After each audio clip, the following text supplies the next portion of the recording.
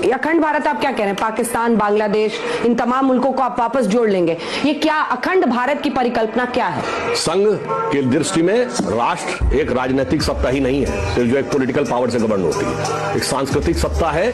इसीलिए भारत के राष्ट्रगान में पंजाब, सिंध, गुजरात, मराठा है। इंडस वैली सिविलाइजेशन का मेजॉरिटी एरिया पाकिस्तान में है, पर पूछिए पाकिस्तान की हिस्ट्री में पढ़ा जाता भारत में। इतना ही नहीं, भारत की अखंडता का विस्तार जानते हैं कहां तक था? ये वेस्ट इंडीज कहां है? अमेरिका के पास। वहां के मूल निवासियों कहा जाता है इंडियन, रेड इंडियन। इंडिया वहां तक था। ये तो था हमारा ज्योग्राफी में विस्तार। और टाइम में क्या था? अभी हमने हिंदू नववर्ष मनाया था ना, तो किसी का तो 2100 कुछ पूरा हुआ 2022।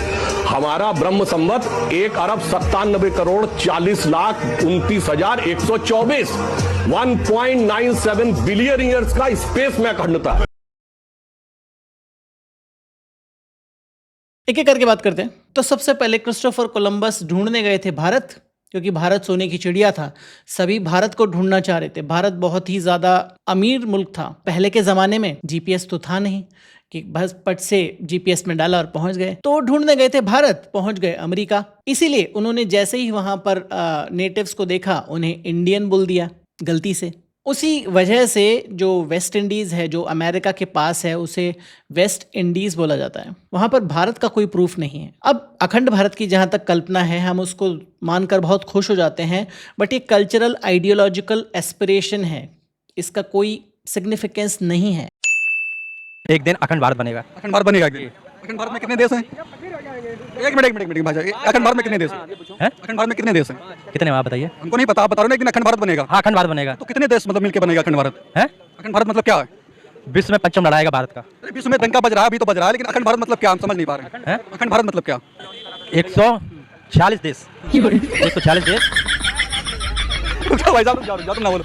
146 देश, 146 राज्य में अभी लहरा रहा है। इंडस वैली सिविलाइजेशन की बात करी तो ऑफ कोर्स पाकिस्तान और भारत 1947 से पहले एक ही देश था। उसके बाद वो बटे हैं, अलग अलग देश बने हैं। तो सुधांशु जी इतनी भारी मिस्टेक किसी गोदी मीडिया चैनल पर तो कर सकते हैं, बट अगर किसी जानकार के सामने करेंगे तो तुरंत पकड़ लिए जाएंगे। बट फिलहाल अब कैलेंडर की बात करी कि कुछ बोलते हैं 2100, कुछ बोलते हैं 2500, और जो एक कैलेंडर है वो 1.97 बिलियन ईयर ब्रह्म संवत बोला जाता है। ह्यूमन की जो रिटन हिस्ट्री है, रिटन हिस्ट्री की बात कर रहा हूँ, वो लेस देन 5000 ईयर्स ओल्ड है। उसके पहले कौन ये रिकॉर्ड कीपिंग रख रहा था? ह्यूमन जो उनके सबसे पुराने अगर पीछे जाते जाएं हिस्ट्री में, तो तकरीबन 2.5 से 3 लाख साल पहले ह्यूमन का उद्भव माना जाता है। और मैं सारे होमो स्पीशीज की बात कर रहा हूँ। उससे पहले तो कोई ह्यूमन का नाम लेवा भी नहीं था।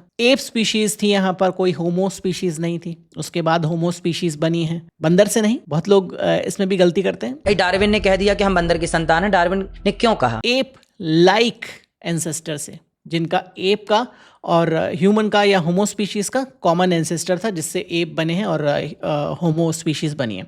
धीरे धीरे अलग अलग होमो स्पीशीज़ बनी और उसके बाद होमो सेपियंस जो आज हैं हम जिंदा इस अर्थ पर।